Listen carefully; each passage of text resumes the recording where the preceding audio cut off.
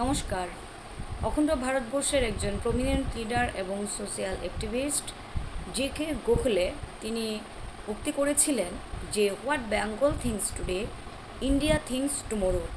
অর্থাৎ উনি খুব নিবিড়ভাবে পর্যবেক্ষণ করে দেখেছেন যে বাঙালি নামক জনগোষ্ঠীর মানুষরা তাদের যে চিন্তা চেতনা বিবেক সচেতনতা সেটা বহুদূর পর্যন্ত বিস্তৃত। অর্থাৎ তারা খুব করে বুঝে নিতে পারে যে কোথায় কোন জায়গায় অন্যায় হচ্ছে, এক্সপ্লয়টেশন তথা শোষণ হচ্ছে, নির্যাতিত হচ্ছে, নিপীড়ন হচ্ছে এবং কোথায় কোথায় কোন কোন বিষয়ে ঘাটতি থেকে যাচ্ছে, সেই সমস্ত জায়গায় বাঙালি জনগোষ্ঠীর মানুষরা প্রতিবাদ করে এবং সেখানে সংশ্লেষণের পথ তথা সমাধানের পথও দেওয়ার চেষ্টা করে। এবং আমরা দেখেছি যে বিগত দিন থেকে এখন পর্যন্ত বহু বাঙালি জনগোষ্ঠীর তরফ থেকে বহু মনীষীরা সে সামাজিক ক্ষেত্রে সমাজ সংস্কারক হিসেবে হোক, অর্থনৈতিক ক্ষেত্রে, টেকনোলজির দিক থেকে, রাজনৈতিক দিক থেকে, আধ্যাত্মিক দিক থেকে, সাংস্কৃতিক দিক থেকে সবসময় অনবদ্য অবদান রেখে গেছেন এবং আজও রাখছেন। আজকে এই বাঙালি নামক জনগোষ্ঠীটা যারা বাঙালি হিসেবে পরিচিত, আমাদের এই যে ভারতবর্ষের এই যে রাঢ় অঞ্চল তথা গন্ডোয়ানা ল্যান্ড, এই ল্যান্ডের মানুষরা মূলত ছিল অস্ট্রিক ব্লাডের জনগোষ্ঠী এবং এই জনগোষ্ঠীর সংখ্যাটা তৎকালীন সময়ে যেটা ছিল সেটা পরবর্তী সময়ে অন্যান্য জনগোষ্ঠীর সঙ্গে মার্জ হয়েছে। কিভাবে? অস্ট্রিক জনগোষ্ঠীর এই রাঢ় অঞ্চলের মানুষ তারা কিন্তু বাইরে কোথাও যায়নি, কারণ আমাদের এই যে ল্যান্ডটা, আমাদের এই বাংলার যে অঞ্চলটা, ভারতের মধ্যে বাংলার যে ভূখণ্ড, সেটা হচ্ছে সেখানকার মাটি সোনার মাটি। আর এখানে খুব সুন্দরভাবেই মানুষ তার জীবিকার জন্য সমস্ত কিছু ভরণ পোষণের জন্য বা জীবিকার জন্য যা যা দরকার প্রয়োজনীয় সেই ব্যাপারে কিন্তু তারা সেই উপাদানগুলো পেয়ে যাচ্ছিল তখন থেকে। কাজে বাইরে থেকে এসেছে নিগ্রো রক্তের মানুষ, আর্যরা এসেছে, মঙ্গোলিয়ানরা এসেছে জীবিকার সন্ধানে। তখনকার সময়ে মানুষ বিভিন্ন জায়গা থেকেই এই যে এশিয়া মহাদেশের আমাদের এই অখণ্ড ভারতবর্ষের এই বাংলার অঞ্চলে সবাই নদীর অববাহিকা ধরেই কিন্তু সভ্যতা গড়ে ওঠে এবং এইভাবেই কিন্তু তারা এই বাংলার অঞ্চলে প্রবেশ করেছে। এখন ঘটনা হচ্ছে তারা যখন এখানে চলে আসলো, এখানকার মানুষের সঙ্গে প্রাকৃতিকভাবেই তাদের সম্পর্ক তৈরি হয়েছে এবং এক ব্লাডের জনগোষ্ঠী তথা অস্ট্রিক জনগোষ্ঠীর মানুষের রক্তের সঙ্গে মঙ্গোলিয়ার নিগ্রো জনগোষ্ঠীর রক্ত, আর্যদের রক্ত, মোট 4টি রক্তের মিশ্রণ কিন্তু ঘটে গেছে। আর সভ্যতাটাও কিন্তু ছিল একেবারেই পুরনো সভ্যতা এখানকার, সেটা ব্রহ্মপুত্র সভ্যতা, রাঢ় অঞ্চলের সভ্যতা, গাঙ্গেয় সভ্যতা, সব কিছু মিলেমিশে কিন্তু এখানে যে সঙ্গমটা হয়েছে, এটা কিন্তু পৃথিবীর আর কোথাও এরকম উদাহরণ পাওয়া ভারী। কাজেই এইখানকার জনগোষ্ঠীটা যে প্রাকৃতিকভাবে যেভাবে তৈরি হয়েছে, সেই জনগোষ্ঠীটার পরিচয় হচ্ছে বাঙালি জনগোষ্ঠী। আজকে এই বাঙালি জনগোষ্ঠীর রক্তে নিগ্রো রক্ত, মঙ্গোলিয়ার গোষ্ঠীর রক্ত এবং আর্যদের রক্ত কিন্তু মিশ্রিত হয়ে আছে। কাজে যারা বাঙালি জনগোষ্ঠীকে কটাক্ষ করছে, বাঙালি জনগোষ্ঠীকে নির্যাতন করছে, তারা তো তাদের রক্তকেই অস্বীকার করছে। বাঙালিরা কোথাও জীবিকার জন্য যায়নি, এরা এখানেই আছে। আজকে 100 বছরও তো হয়নি অখণ্ড ভারতকে যারা টুকরো টুকরো করেছে, সেই কংগ্রেস এবং সিপিআইএম ও মুসলিম লীগের নেতারা ব্রিটিশের সঙ্গে এগ্রিমেন্ট করে নিয়ে এটাকে একদম স্থায়ীভাবে তারা খণ্ডন করে দিল। এতে পাঞ্জাব নিজেদের পুনরাবাসন পেয়েছে, কাশ্মীরের মতন আজও আমরা দেখতে পাই কাশ্মীরকে নিয়ে ঝামেলা। সে সঙ্গে অখণ্ড বাংলার যে টুকরোটা করলো, আজ পর্যন্ত বাঙালিরা উদ্বাস্তের মতন জীবনযাপন করছে। আজকে বাংলাদেশি অনুপ্রবেশকারী বলে এদেরকে টার্গেট করে এসআইআর এনআরসি প্রক্রিয়াকরণ চালু করে এদেরকে বিদেশি তকমা দিয়ে রাজ্যে রাজ্যে এদেরকে খুব হয়রানি করছে, নির্যাতন করছে, অপমানিত করছে, এদেরকে পুশব্যাক করা হচ্ছে। কেন? কোন যুক্তিতে?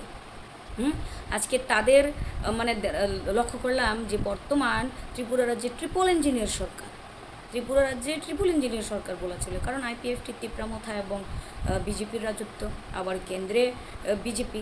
তো এই ট্রিপল ইঞ্জিনের সরকার ত্রিপুরা রাজ্যে থাকা সত্ত্বেও আমরা দেখতে পাই কি ত্রিপুরা রাজ্যের ভিতর এই বিজেপি তিপ্রামথা ট্রিপল ইঞ্জিনের লোকরা তারা প্রায় সময় এখানে মারামারি গণ্ডগোল হট্টগোল শুরু করে।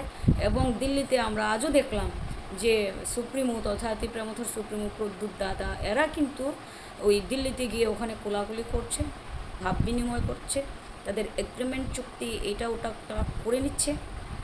এখন এই সমস্ত করে কিন্তু তারা মোটামুটি ত্রিপুরা রাজ্যের যেহেতু এডিসি ইলেকশন সামনে, পশ্চিমবঙ্গে আছে ইলেকশন, বিহারে আছে ইলেকশনের অবস্থা, তো ব্যাপক প্রস্তুতি নিয়ে তোর জোরে বিজেপিও কিন্তু মানে লেগে আছে, পিছিয়ে নেই কংগ্রেস সিপিআইএম, এরাও বিভিন্ন ইস্যু নিয়ে ঠুসঠাস এটা সেটা করছে, কিন্তু সলিউশন তো কেউ দিতে পারছে না। মরছে তো বাঙালি, নির্যাতিত হচ্ছে বাঙালি। আজকে এই বিজেপি কংগ্রেস সিপিআইএম ওই সমস্ত দলে কি বাঙালির লোকের জনগোষ্ঠীর লোকরা আছে না, নেতৃত্বরা আছে না? আছে তো নিশ্চয়ই। তাহলে তারা বিগত দিনে জানতো যে এই সমস্ত সমস্যা তৈরি হতে পারে বাঙালি জনগোষ্ঠীদেরকে নিয়ে, তখন কি তাদের এই দূরদর্শিতা ছিল না? তারা দিনের পর দিন তাদের মতন করে একটা রাজনীতি করে গেছে। আর বৃহৎ একটা জনগোষ্ঠী, বাঙালি জনগোষ্ঠী, নিরপরাধ বাঙালি জনগোষ্ঠী, যারা ভারতবর্ষে ব্রিটিশকে তাড়ালো, ভারতবর্ষের স্বাধীনতার রূপকার যারা, সেই সমস্ত বাঙালি জনগোষ্ঠীর কপালে আজকে তারা বাস দিচ্ছে, দিনের পর দিন নির্যাতন দিচ্ছে, তকমা দিচ্ছে বিদেশি, তকমা দিচ্ছে বাংলাদেশি বলে মানে অত্যাচার করা হচ্ছে। এই সমস্ত অনুপ্রবেশকারী তকমা দিয়ে নির্যাতন দিনের পর দিন ঘটে চলেছে, এটাকে আমরা মেনে নিতে পারি না। আমরা বাঙালি দল শুরু থেকেই সেই আমাদের 1978 সনেই আমরা ত্রিপুরা রাজ্যের এই আমরা বাঙালির আন্দোলন কিন্তু শুরু হয়, এবং তখন থেকে মানে আমরা বাঙালির এক কথাই বলে গেছে যে বাঙালি যে নামের যে জনগোষ্ঠীটা, আমরা বাঙালি হিসেবে টার্গেটে ঢুকছি। হ্যাঁ, এখানে হিন্দু মুসলমান ধর্মমতের ভিত্তিতে কিন্তু এখানে কটাক্ষ করা হচ্ছে না, নির্যাতন করা হচ্ছে না।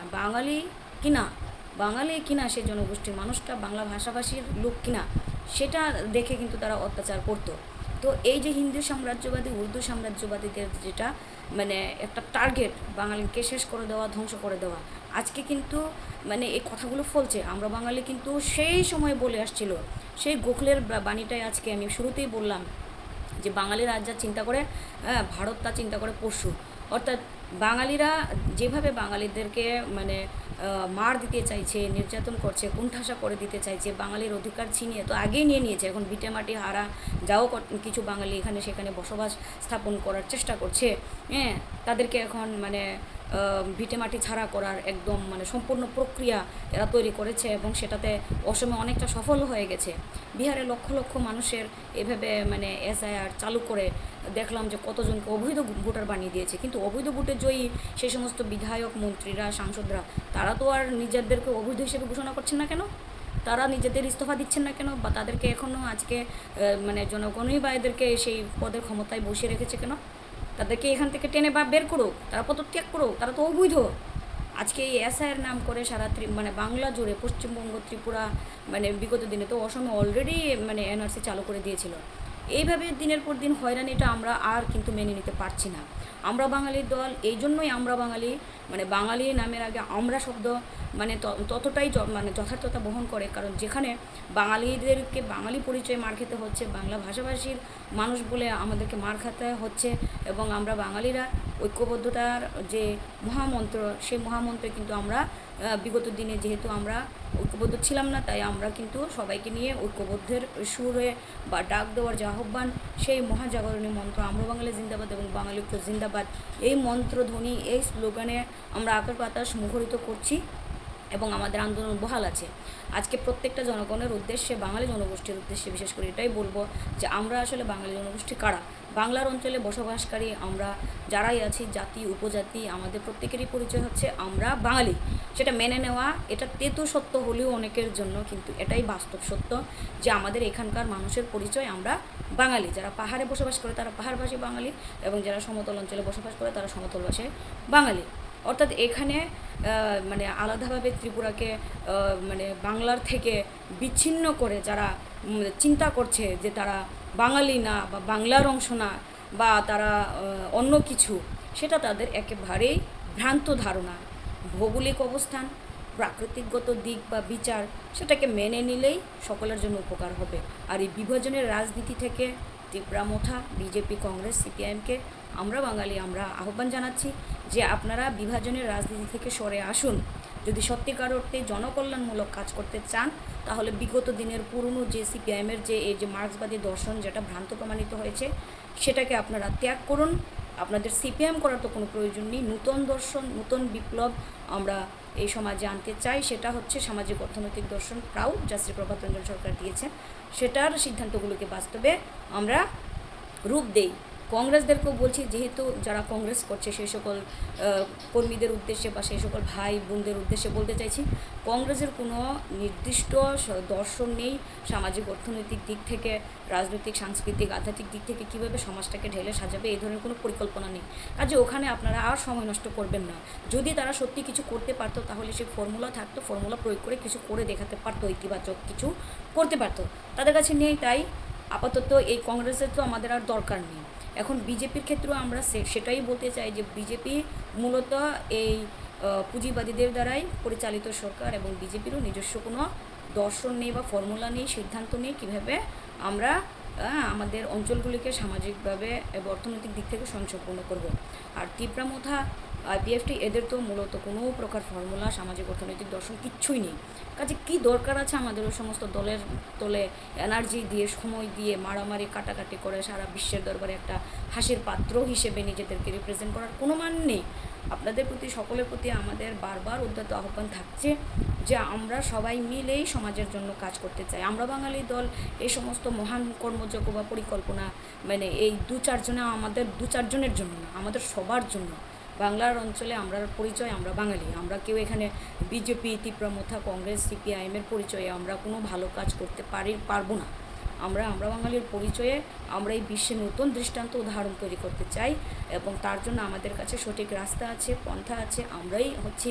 আমরা বাঙালি হচ্ছি, আমরা সত্যিকার অর্থে সাত্ত্বিকী শান্তি প্রতিষ্ঠার অগ্রদূত, আমরা কাণ্ডারি, আমরা বাঙালি। কাজে সবশেষে সেটাই বলবো যে আপনাদের জন্য আমরা অপেক্ষায় বসে আছি। আপনারা আমাদের সঙ্গে যোগাযোগ করতে পারবেন আমাদের দেওয়া হোয়াটসঅ্যাপ নম্বরে। সঙ্গে থাকবেন সবাই। সবশেষে সেটাই বলবো, দুনিয়ার বাঙালি এক হো, সামাজিক অর্থনৈতিক দর্শন প্রাউড জিন্দাবাদ, আমরা বাঙালি জিন্দাবাদ। ধন্যবাদ, নমস্কার।